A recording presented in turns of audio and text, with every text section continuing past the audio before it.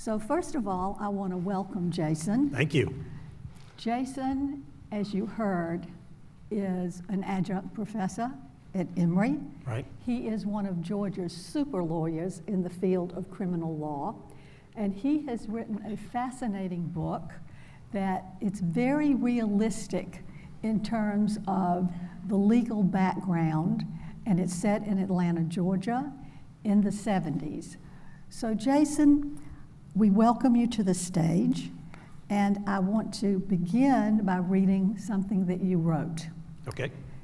In the book, Son of a Bitch, which is his debut novel, he wrote, "Little Benny Scales, I thought, son of Carter Scales, son of famed mafia attorney, son of dragon lady, son of a bitch."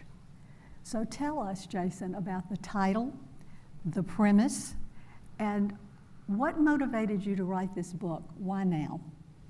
Okay. First of all, if I could skip past your question for just a minute and say thank you to all of you for coming.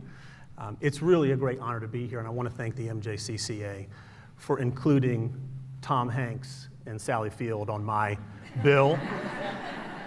It was very nice of them to do that. It's also a real honor to be here with Jamie. I read Jamie's book. It is fantastic. And this is actually the very first time that my muse, my inspiration behind this book, is present in the audience today. My mother, Linda Sheffield, who Carter Scales is based on. And so I guess when we get right to the title, Son of a Bitch, Mom, I'm the son and you're the bitch. I know. But I'm going to take a personal privilege here too, and I expect Jason to change the order because he's an attorney.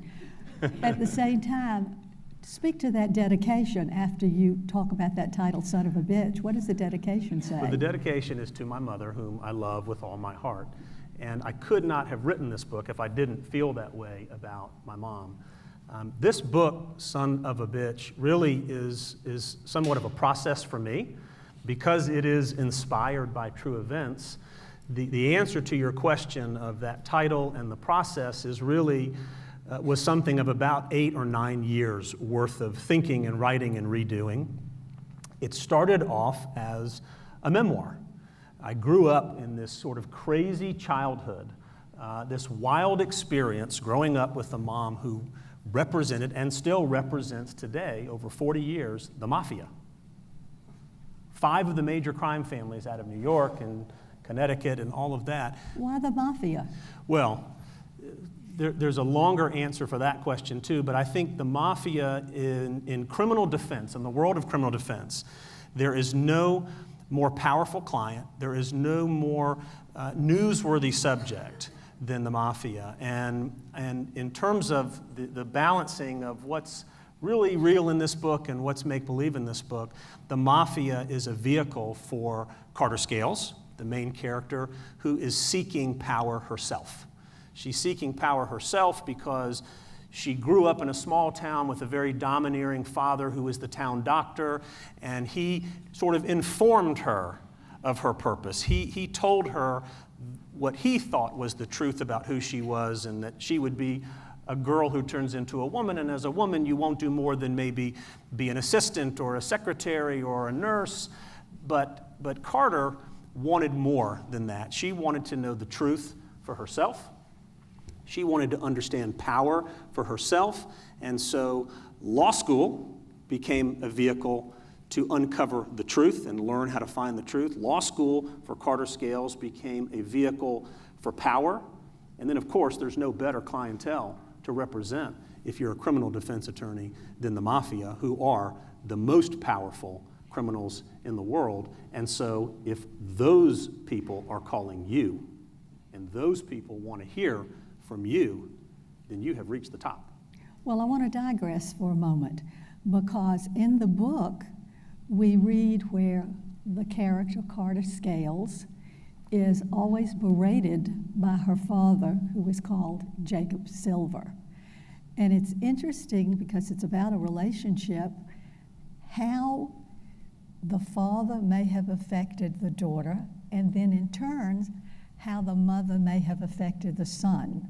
So speak to that a little bit more. So that is the reality that we don't know so much about when we're kids, but as soon as we become married and we start to have our own children and we start to kind of walk and live in the same experiences that our parents lived in, we suddenly are sort of hit in the face with the reality and the truth that the relationships that you have with your children, they impact you and change you forever. I mean, day in and day out. So for the character, Carter Scales, who has a father who's very domineering, who's very opinionated, day in and day out, it's no wonder that that little girl wants to run from that and know that power for herself. Now, as an adult, as a criminal defense trial lawyer, working in a field in Atlanta in 1977, filled with judges, our most respected, members of the bar and bench, attorneys and prosecutors, other lawyers, mostly all men, who are also bigots and misogynists. That reality became even more inspiration for Carter Scales to fight and push through and dominate and become the force that she did. But at the same time, she's raising a child. And you also talked about the sexual harassment that was accepted sexual harassment during the 70s. Tell us a little bit more about the accepted sexual harassment, and do you think it's any different today, or have we improved in any way?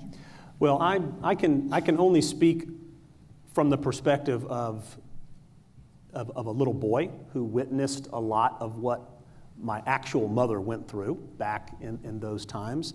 I now understand the stories that she shares with me, and certainly I pulled from that history that I had learned from my mother, and I put that in the book for Carter Scales to experience as well. But there are two stories that stick out in my mind. One, my mother sharing with me that when she went back to speak with a judge once in his chambers, that he literally got up from his desk and said, "Boy, that skirt you got on there sure is pretty." And he literally advanced to her to the point that she got up and he was like chasing her around the desk to get a look under her skirt. So it was no surprise then when my mother started bringing me to work.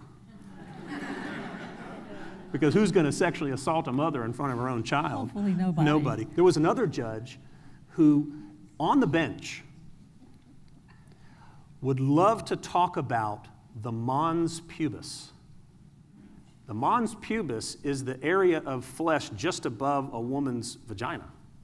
And he would talk about how beautiful it was and how it was glorified in statues and how he was just sure that she had a beautiful mons pubis. I mean, how disgusting and reprehensible can you be? But that was just it.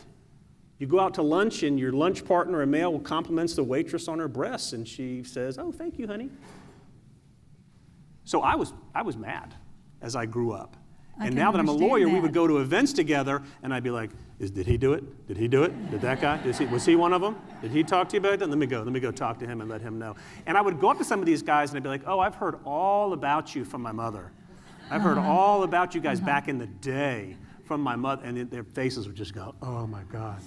Any better today? Well, I don't know that I'm the one to put my finger on the pulse of whether it's better today, but I certainly recognize that there is a fantastic platform, there is a national awareness, there's an immediate understanding that that is not tolerable and won't be tolerated. And certainly, it's now like anytime anybody sees it, it's like everybody can just point it out and you can immediately lose everything. So I'm glad that that's the way it is now, for sure. To coin a phrase, me too. Yeah, that's right, that's right. You were speaking, though, about how the book is fiction, but it's based on inspired events. So tell us a little bit more about what is fact and what is fiction.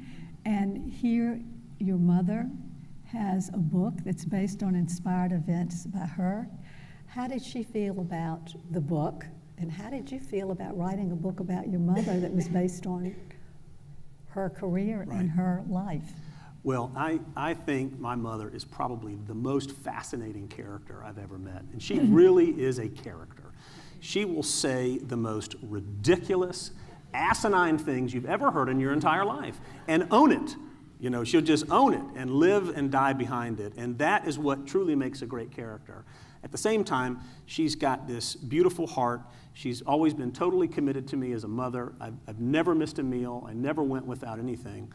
The title is meant to embrace what young Benjamin Scales and what I kind of carried into my adult life is that, you know, growing up with a woman who, you know, cross-examined police for a living. I mean, I couldn't hide vegetables in my rice if I prayed about it for weeks. I mean, and a woman with lots of opinions, right? So, sports. Jewish boys don't play sports. That's, you know, Sandy Koufax played sports. Nah, Sandy Koufax was the exception. You know, little girls. I wanted to date girls, grow up. You got the mom, you know, any girl who calls the house, well, she's just a slut. I'm like, Mom, she's 10 years old. And how is your mother with your wife? She's fabulous. Good. She's fabulous. Wanted to clarify that. And the good thing about that is my mother is rooted in reality, and so is my wife, and they have developed their own relationship over time. The book, though, was meant to take those moments of growing up in that environment and to have some fun with it and expand the story from a memoir of just sort of telling these stories about a mom who represented the mafia and how she would, you know, dress down my girlfriends, but then to expand the story because I went to law school. But in the book, the character, he drops out of pre-med at Clemson, doesn't want his mother to know anything about his life, goes to law school, keeps his distance from her. Right. And that's how it played out in the book. Did it play out during those years in real life that way? No. In the book, I wanted to create separation between the characters. I wanted the son to hang on to his resentment. I wanted the son to hang on to his anger. I wanted the son to be unforgiving and relentless so that when he went to law school, and in the book he doesn't tell his mother, they're estranged, and he's doing it for his own reasons, not to follow in her footsteps. I wanted him to hang on to that so that when he stepped into those shoes, those Stuart Weitzmans, my kind of man. When he stepped into those Stuart Weitzmans, he would be like, oh man, I have misjudged. Or maybe it's time to put away some of this anger and this resentment, and maybe it's time to actually try to understand my mother. In real life, she was very instrumental in helping me go to law school and was very much my partner in that pursuit. And there are themes in the book which, while you're in law school and have these conversations as the book progresses, where it leads to that understanding. Speak a little bit about those themes. And before I forget, it's called Dragon Lady. How'd you come up with that name? I know I just digressed, but the Dragon Lady with those traits. Well, the whole idea is that, you know, and it touches on a theme that you brought up earlier in a question about children and their parents and learning and growing, and even the name scales. I mean, there's obviously the scales of justice, but there's also the scales of a snake. And snakes are very adept at shedding their skin and moving on and growing and expanding. And I wanted this character to be ruthless on all levels. And I wanted this son to be committed to fueling his anger and staying away. And I wanted them to be forced to have to come back together. And when they are forced against their will to come back together, then that feels like it resembles real life to me. And I wanted very much to deal with my own desires as a man who was still hanging on to some of my resentment from her career and all the things that we experienced together. I wanted to, now that I was in law school and kind of seeing things from this new perspective, I wanted to write a happy ending where one really didn't exist yet. I wanted to rediscover the unconditional love I felt for my mother as a little boy, before it all went kind of wonky because of the career. And I wanted to play that out through these sort of horrific things in the book. You know, it's obvious that it is the female, the mother, that is the driving force in your life. Were there any male role models in your life? And who is Judgy in the book, and who is he otherwise?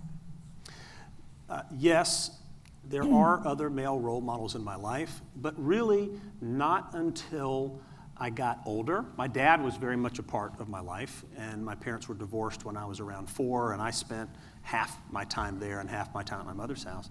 And my dad was a very integral part of my life. But because my mother was so forceful and so opinionated and so fun, and there was a lot of great things that we did, I really only have memories of her. Enter the picture then, Judgy. So Judgy is the nickname that I gave to my mother's boyfriend that she met, I think, when I was around 10 years old.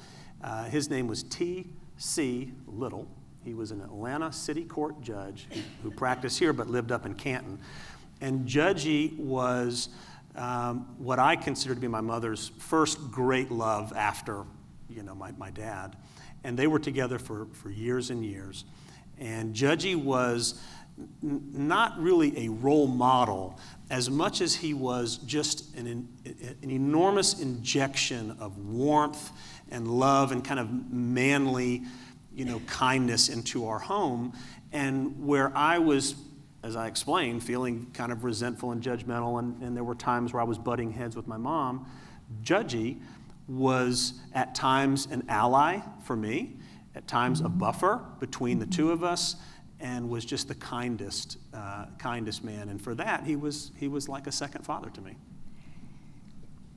The other thing that fascinates me about the book is, and I want to quote for a moment, you and your mother are both drawn to criminal defense trial work. So you wrote, litigators push paper, trial attorneys into the ring and do battle. You also wrote, because criminal cases are about life mistakes, ... It is about understanding what the fight is about. What attracted you to criminal defense trial work in particular? Absolutely nothing. Great answer. Where do I go from there? I never wanted to be a lawyer, a criminal defense lawyer. I mean, these are despicable people, criminal defense attorneys. And the clients call you at all hours, and they take up your weekends and your nights, and, everybody just loathes you and thinks that you're a liar and you're full of it. But then I went to law school, and I started to take criminal classes because they're required. And at that moment in my life, it was like stepping onto a boat that was just flowing effortlessly down a river. And everything just took off. It just totally clicked with me. And there was a performance piece to it. There was a writing piece to it. And I had been around the issues my whole life, so it didn't bother me at that point in my life that these people were accused of crimes. I felt very emboldened by what I had learned about, police and people deserving a second chance. I've been working in the healthcare field, so I like to help people. And I sort of thrive in crisis. If there is a problem and everything is melting down around you, I literally want to be the one standing there, picking you back up and saying, we can do this. And so criminal defense is that on a daily basis. I hear some Jewish values in there. Does being Jewish influence your goals as a writer? Well, being Jewish for a long time in my life, yes, I think it does. Being Jewish for a long time in my life was about duty.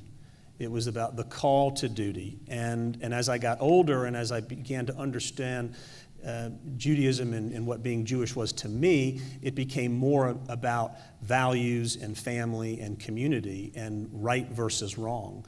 And so I very much want to live in those values. I want to bring people through those values, from the deep, dark spaces where they find that they can't turn anywhere without seeing dark, and try to help guide them through that. And writing for me is about telling stories where you put people in the worst possible places, in the most dire situations, and you tell how they get out of it, because then if they can do it, or if I can find a way for the character to find a way out, then I hope somebody reading the book can find a way out of their problem and their issues. You know, I find it also very fascinating, and I do with Jamie as well. Here you are, a husband, a father, a teacher, an attorney, and you find the time to write. What is that drive, and why did you decide at this point in your life to add this novel to your list of things?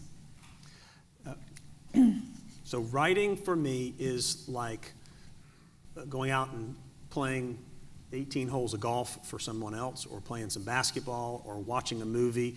It is how I spend my fun time.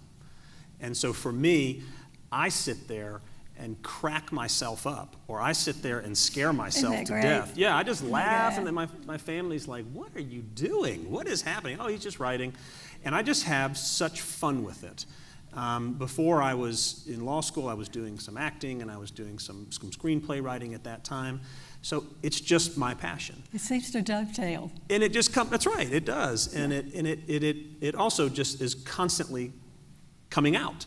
I'm constantly looking at people and going, oh man, that would be a perfect character. That's the look of the character in the next story. Or I meet somebody who's truly just fabulous and filled with behaviors and mannerisms and sayings and beliefs that are so strong that I say, I have to capture that and put that into something. And that's how I spend my time thinking. And when I read your book, the chapters are short, fast-paced, succinct.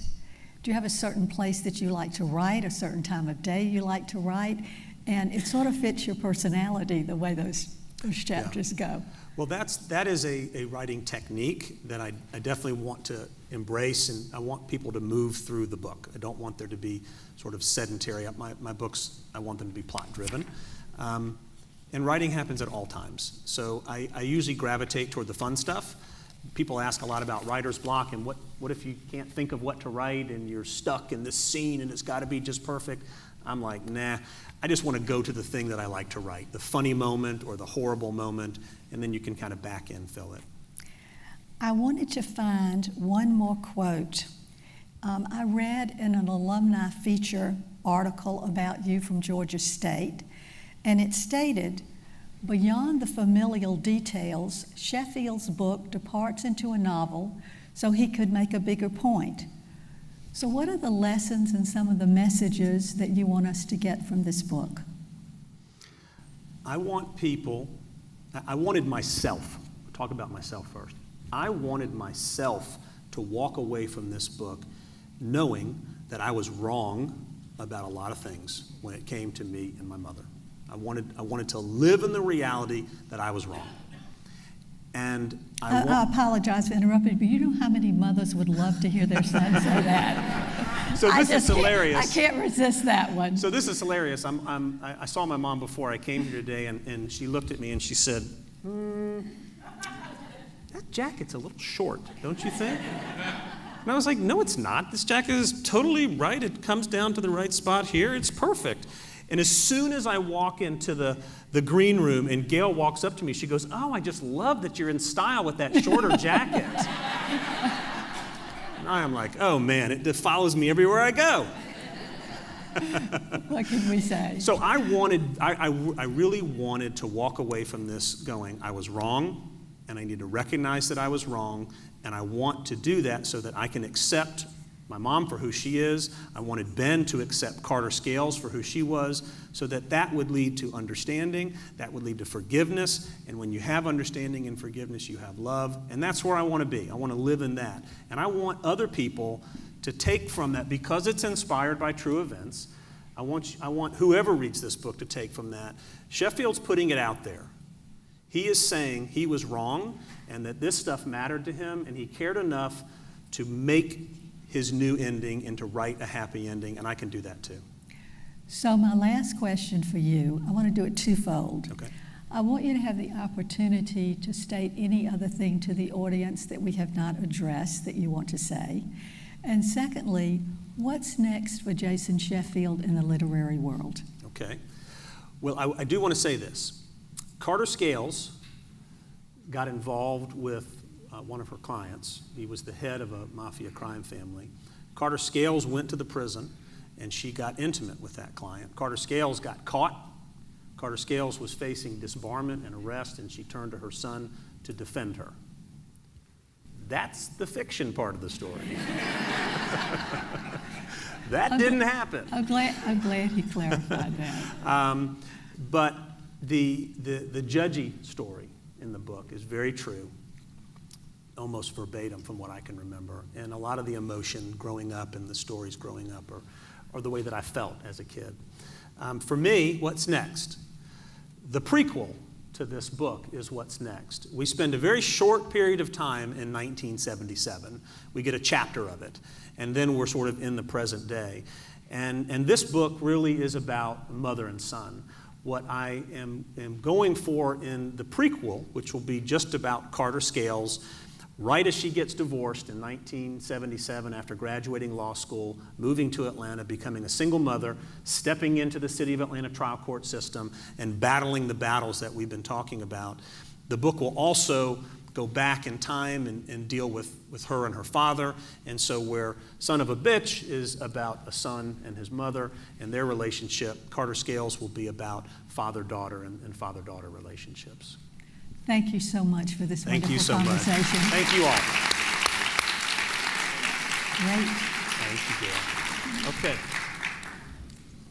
I listened to both of you talk about writing and how you're drawn to it. Are there authors or books that you have read that are particularly favorite books of yours or authors of yours that have influenced your writing or your desire to write? Does this question speak to This you? one stresses me out. I love television. I like movies. Pat Conroy was the author that got me going, and The Prince of Tides was the book that launched me into reading. I was in the 9th grade when I read The Prince of Tides, which has a horrific, abuse scenario in that, and I was just outraged as a 14-year-old that I was being asked to read that. But that got me going, and then into John Grisham and Michael Crichton and James Michener. I love a lot. I also like to read books just about life and living. What surprised you in the process? Like, did you find a piece of information that you didn't expect, or there was a family relationship that you didn't really dig as far with, or whatever, in the writing process of both of these books? Why don't you start? No, I go first. Okay, I'll go first. It surprised me in the process of writing for this particular book. This was a book that I'd wanted to write for a really long time. I remember being 10 or 12-ish and having this sort of conversation with my mother at some point that I just thought was crazy. And as she exited the scene, I was there looking in the mirror at myself, and I thought, I'm going to write a book about this one day, because this is just wild. So for this book, what surprised me most about this book is how impossible it is to get your book out there, and the journey of trying to get people to read it and to give you feedback and criticism and honestly try to get it out there. What's kind of surprising me now is how much I need to know about the next story, because this first story is one that I knew very, very well. But this next story is really getting into whole cloth, fiction. And I think you need to surprise your readers, and so you've got to know more than they do. Just like being a lawyer, the more I know, the better chance I have of winning. So I'm surprised at how much I have to research and dig into things to tell the story. I want to thank Jason and Jamie, who really have given us the opportunity to learn and listen more about the complexities of relationships, both familial and communal. So thank you so very much for your time, your talent, and your expertise. Thank you, Gail. Thank you, Gail. Yes, thank you, Gail.